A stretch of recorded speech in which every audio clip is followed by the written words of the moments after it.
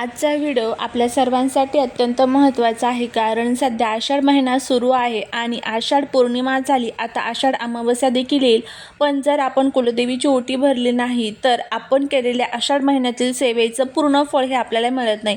आषाढ महिना संपण्यापूर्वी आपल्या कुलदेवीची ओटी भरणे हे अत्यंत शुभ आणि फलदायी मानले जाते. शास्त्रानुसार आषाढ हा देवीच्या उपासनेचा, तिची कृपादृष्टी मिळवण्याचा विशेष काळ असतो. या काळात देवीची विशेष पूजा अर्चा केल्यास घरामध्ये सुख, समृद्धी, शांती नांदते आणि आयुष्यात सोन्याचे दिवस येतात अशी मान्यता आहे. सर्वात आधी आपण हे समजून घेऊया की आषाढ महिन्यात देवीची ओटी का भरली जाते. आषाढ महिन्यात निसर्गात मोठे बदल होतात. पावसाळा सुरू होतो आणि हा काळ निर्मितीचा म्हणजेच अंकुरणाचा काळ मानला जातो. या काळात आदिशक्ती, कुलदेवी आणि निसर्गाची पूजा करून तिच्याप्रती कृतज्ञता व्यक्त करण्याची परंपरा आहे. देवीला प्रसन्न करून कुटुंबाचे आरोग्य, सुख, समृद्धी आणि वंशाच्या वृद्धीसाठी आषाढातील ओटी भरायला खूप महत्त्व आहे.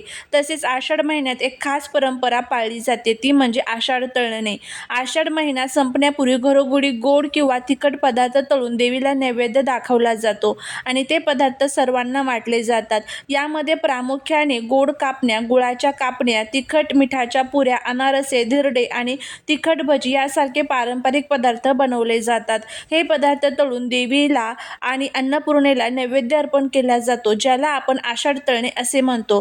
आता आपण देवीची ओटी घरच्या घरी कशी भरावी आणि त्यात कोणते साहित्य असावे. ओटी भरण्यासाठी सर्वप्रथम स्वच्छ ताट किंवा सूप घ्यावे. त्यात तांदूळ म्हणजेच अक्षदा, रेशमी साडी, खण, ब्लाऊज पीस किंवा साडी घेऊ शकता.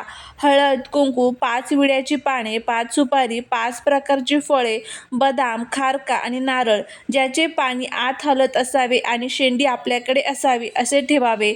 या सर्वांविषयी ओटीमध्ये ही एक वस्तू असायलाच हवी, ती म्हणजे सौभाग्याचे प्रतीक असणारे काळे आणि हिरवे काचेचे मणी किंवा मंगळसूत्राची पोत जी असते बघा काळ्या मण्यांची, तर ती.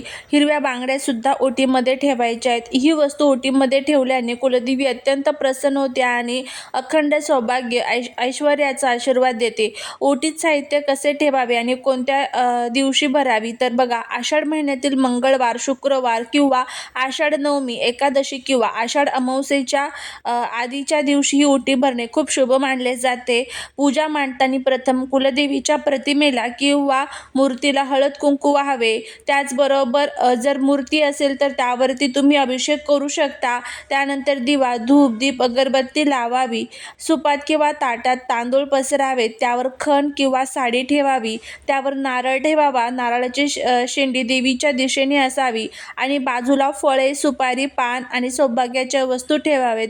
ओटी भरताना कोणते मंत्र म्हणावेत, तर बघा ओटी भरत असताना सर्व मंगल मांगल्ये शिवे सर्वार्थ साधिके शरण्ये त्र्यंबके गौरी नारायणी नमस्तुते किंवा अगदी सोपा ओम श्रीम कुलदेवताय नमः किंवा मग ओम ऐं ह्रीं क्लीं चामुंडाय विच्चे या मंत्राचा जप करू शकता किंवा तुमच्या कुलदेवीचं नाव, उदाहरणार्थ श्री महालक्ष्मी प्रसन्न किंवा श्री तुळजाभवानी प्रसन्न असा जप सतत करत राहावा. हे सर्व जे साहित्य आपण घेतलेलं आहे तर ते आपल्या हातामध्ये घ्यायचं आहे. लक्षात ठेवा दिवा, धूप, अगरबत्ती वगैरे पेटलेलं असावं. त्यानंतर ह्या ओटीचं जे साहित्य तर ते आपल्या छातीला लावायचं आहे. डोळे बंद करून देवीला प्रार्थना करायची आहे की तुझ्या मूळस्थानी, तुझ्या कुळस्थानी येऊन मला ही ओटी भरणं शक्य नाही, त्यामुळे घरूनच मी तुझी ओटी भरत आहे आणि तू या ओटीचा स्वीकार कर.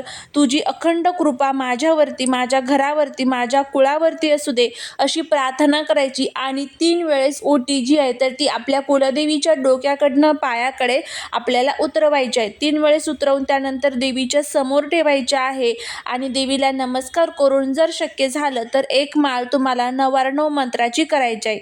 नसेल शक्य तर 11 वेळेस जरी केला तरी चालेल. त्याचबरोबर सर्वमंगले मांगल्ये जो मंत्र आहे तर त्याचे देखील तुम्हाला 5 वेळेस तो मंत्र म्हणायचा आहे.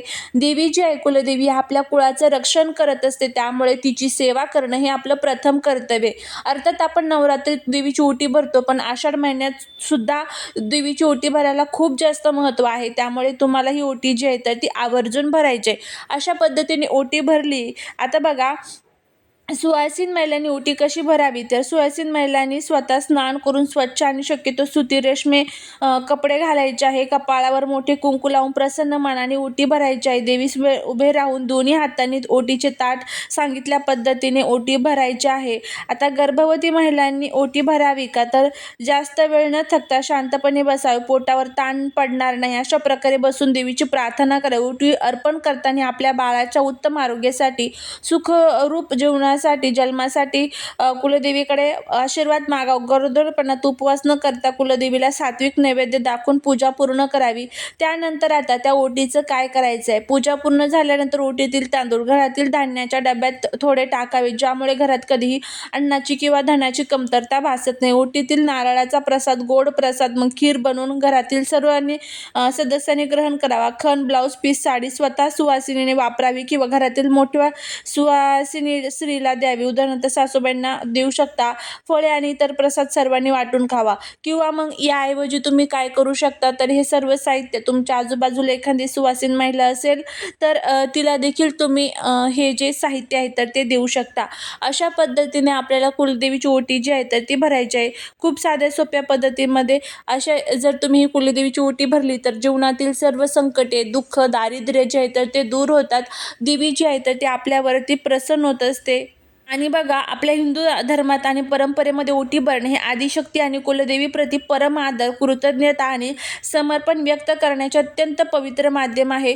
शास्त्रीय दृष्टिकोनातून ओटी भरणे म्हणजे देवीची ती स्त्री रूपात स्वीकार करून तिचा मानसन्मान करणे होय.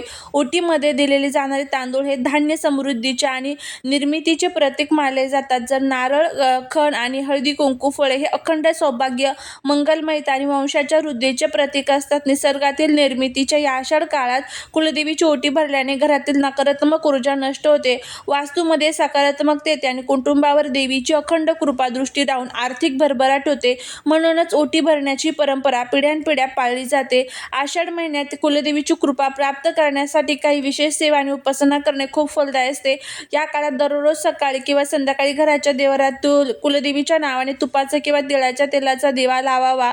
कुलदेवीच्या मंत्राचा जप करावा. तसेच श्री सूक्त, महिषासुरमर्दिनी स्तोत्र किंवा दुर्गा सप्तशतीचा पाठ करणे अत्यंत शुभ मानले जाते. आषाढातील मंगळवार, शुक्रवार कुलदेवीला लाल किंवा पिवळी फुले, कडुलिंबाची पाने, तुळशीची पाने अर्पण करावीत. या संपूर्ण महिन्यात कुलदेवीला नैवेद्य म्हणून पुरणपोळी, पुरणाचं दिंड किंवा आषाढ तळण्याचे पदार्थ जे मी वरती सांगितलेले आहे तर ते अर्पण करावेत. त्याचबरोबर देवीच्या मूर्तीवर किंवा जे टाक असेल तर त्यावरती तुम्हाला कुंकुमार्चन करायचं असतं. आणि आषाढ संपण्यापूर्वी एखाद्या सुवासिनीला किंवा गरजू स्त्रीला वस्त्रदान, अन्नदान करून तुम्हाला स्त्रीला जेवू घालायचं असतं. एक जरी सुवासिनी तुम्ही जेवू घातली तरी चालेल.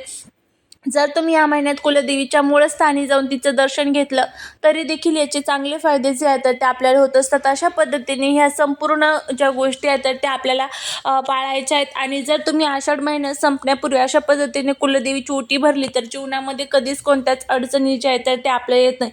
अर्थात आपल्या कष्टाला पर्याय नसतो, पण कष्टासोबत नशिबाची साथ असणे सुद्धा तितकंच महत्त्वाचं असतं. तर आषाढ महिना संपण्यापूर्वी तुम्हाला अशा पद्धतीने देवीची ओटी भरायची आहे. तुम्ही भरून बघा, नक्कीच तुम्हाला याचा चांगला फायदा जो आहे तर तो बघायला मिळेल. झालेली सेवा ही महाराजांच्या चरणी रुजू करते. व्हिडिओ जर आवडला तर व्हिडिओला लाईक करा. चॅनलवरती नवीन असाल तर चॅनलला सबस्क्राईब करा. भेटूया पुढच्या एका छानशा नवीन व्हिडिओत एका नवीन माहितीसोबत. तोपर्यंत सर्वांना श्री स्वामी समर्थ.